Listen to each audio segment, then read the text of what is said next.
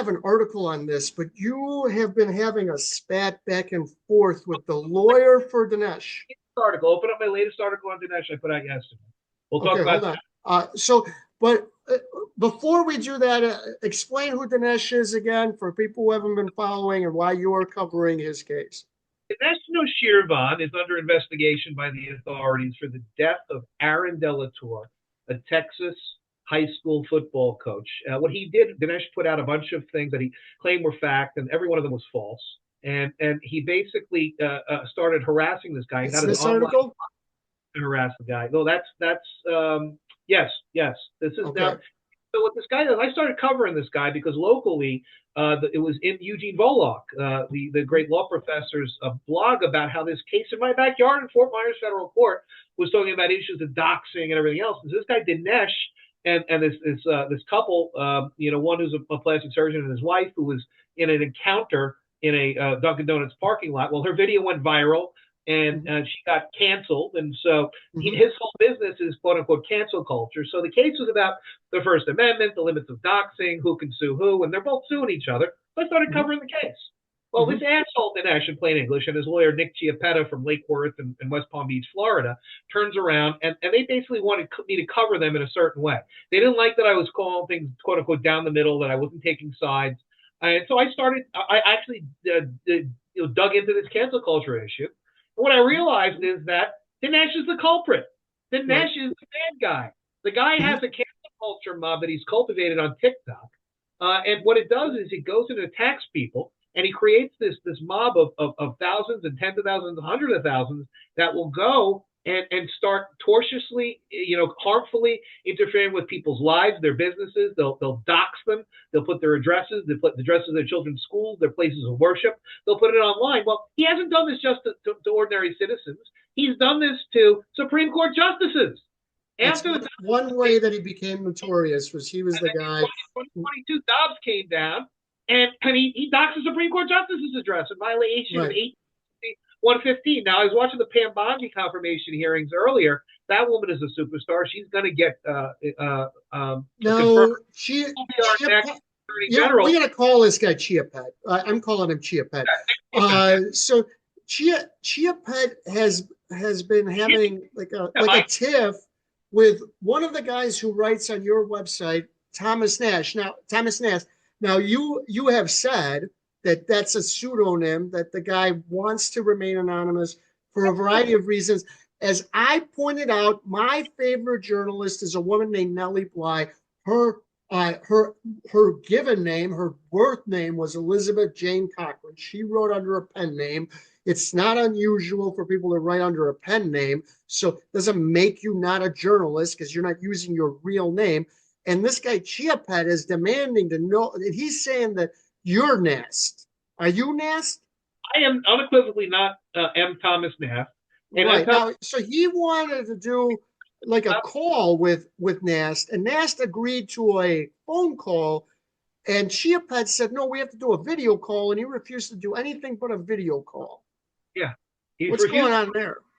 And the problem is that M. Thomas Nast, if he were to be seen, and even if his voice might be recognized, and so it's an issue about him getting unmasked, and he doesn't trust Dinesh or this idiot Chiappetta as far as they could throw them just to try to hurt the guy in his practice of journalism, because he's connected in New York City, New York State, with politics, government, law enforcement, a lot of other people, in New Jersey as well. He's got a lot of contacts, and he gets good information.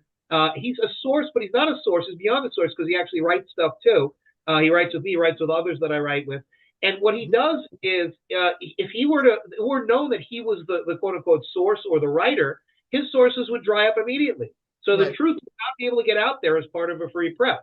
And so this schmucko, Chiappetta, wanted to say, oh, we'll do a video call. I want a video call. And, he'd be taping, he'd probably be doing his own thing and everything else. And so what Ed Thomas Nass decided was that he wanted the best journalist that he knew to do this, that was covering this story, to do that interview, Frank Parlato.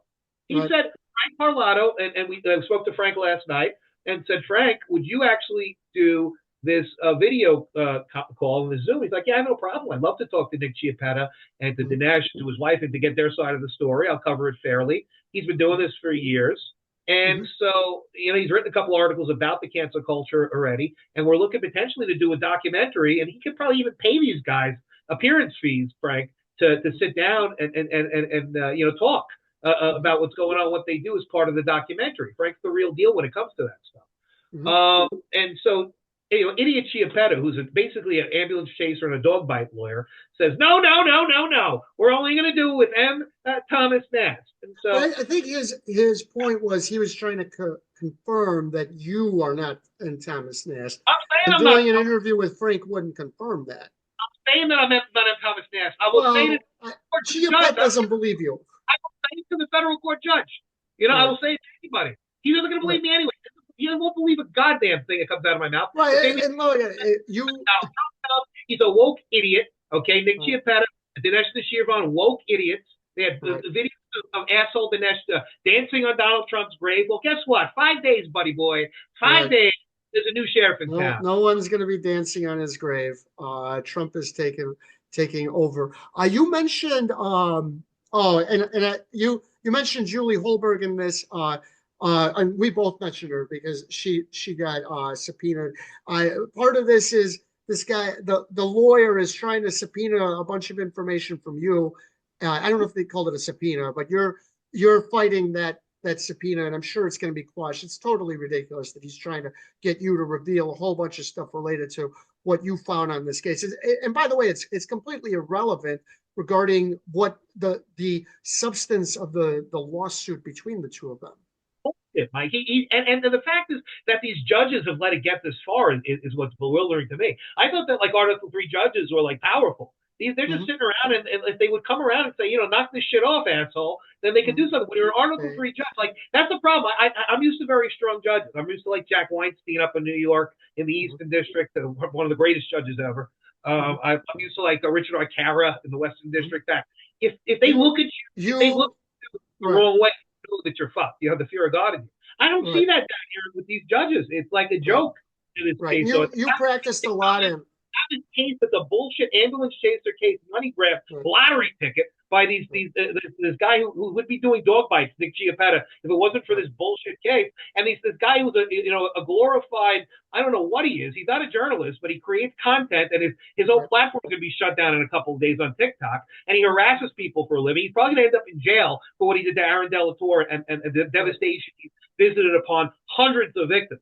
But the fact that they're entertaining this after he's doxxed the Supreme Court justices, and the Chief Justice of the United States, John Roberts, says doxing and misinformation is one of the greatest threats to the federal judiciary. And these judges do nothing. It's out of control. Right. So they haven't quashed the subpoena yet. He said he's putting his papers in today, and watch out, we're putting your papers, and you're not a real journalist, and we're going to stop you, Luthmann. Right. It's not for Chiappetta to decide whether you're a journalist. One, you're a journalist. You write on Substack. You gather information. You put stories together. You interview people. That's a journalist. In a free press, the definition of a journalist is as broad and wide as possible, not as narrow as possible. And people always they throw around that label. In 2021, there were three motions in a row within a month where journalists was put in quotation mark to refer to me. So these lawyers love to suggest that, well, so-and-so isn't actually a journalist. No, you're a journalist if you gather information and write articles. They said it about Glenn Greenwald, right? They said it about Glenn Greenwald. They say it about everyone they don't like. Yeah, and Glenn Greenwald. Glenn an admitted U.S. attorney in the Southern District of New York who argued First Amendment cases on the other side on behalf of journalists and reporters for years. He had a First Amendment law firm, Glenn Greenwald, and they said that when he moved over to reporting the news, wasn't a journalist. The government said that, and they laughed at it. So I already talked to the Reporters Committee. I really kind of, deep down, I hope the judges do the right thing right now. The judges that are looking at it, there's one judge is the magistrate Judge Dudek.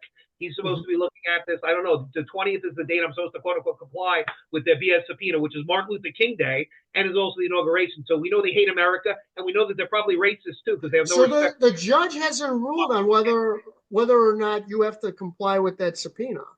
And I'm not going to comply until I get an order that says I have to, that I've appealed the court of last resort. The fact of the matter is that these people are out of control. But I hope the judges do the right thing. But if they don't, I have the Reporters Committee, I have others that will go to the 11th Circuit and we'll get what we need to get done there, or we'll go to the Supreme Court hopefully, because this could become a big case. You said this was a big case in the beginning about the Constitution, the First Amendment, and doxing and the internet. It's become more and more about institutional integrity. It's become more and more about what we expect out of a federal judiciary and protecting the institutions of government. If I'm right one scintilla of what I said to Devin Nunes, if I'm right one scintilla that this guy's receiving foreign money and he's influenced by foreign dollars and he's doing this to destabilize the country as a psyop, come on, just one scintilla. And that's a disgrace. That's a big deal. That's a big deal. And I forgot the guy's last name, but Glenn Greenwald worked with Edward Snowden. Among other, that's his biggest story, but he's done a lot of stories since then. He's a journalist. There's stuff I don't like about Glenn, but it's not that doesn't make him not a journalist. But yeah, look, they make that argument about people aren't journalists when you write something they don't like. That's what makes you not a journalist. Joni never said you weren't a journalist, Glenn. Right, not Joni, but others. I've heard that before. Megan Fox, when we were working together, heard it all the time. Anybody who didn't like what I was writing or saying called me not a journalist. Like during the time that I worked with Megan, and we'll get these kinds of interviews too. I interviewed Liz Perkins from the Daily Express in England because the family court systems are very similar. Grant Wyeth from Australia and Brian Ludmer from Canada to show how similar these problems in family courts are. I'm not a journalist, but somehow I get people all over the world to talk about the global problems in family court. And in the same way look, the reason they're calling you not a journalist is because you're exposing the things that Dinesh is doing and they don't like it. All right. If you're a hacker, if you were exposing. It's welfare on the free press. That's what it is. If you were saying things that were completely bogus, they really wouldn't care. Even if it was anti-Dinesh, they wouldn't care. The problem is that what you're saying is accurate. That's the problem.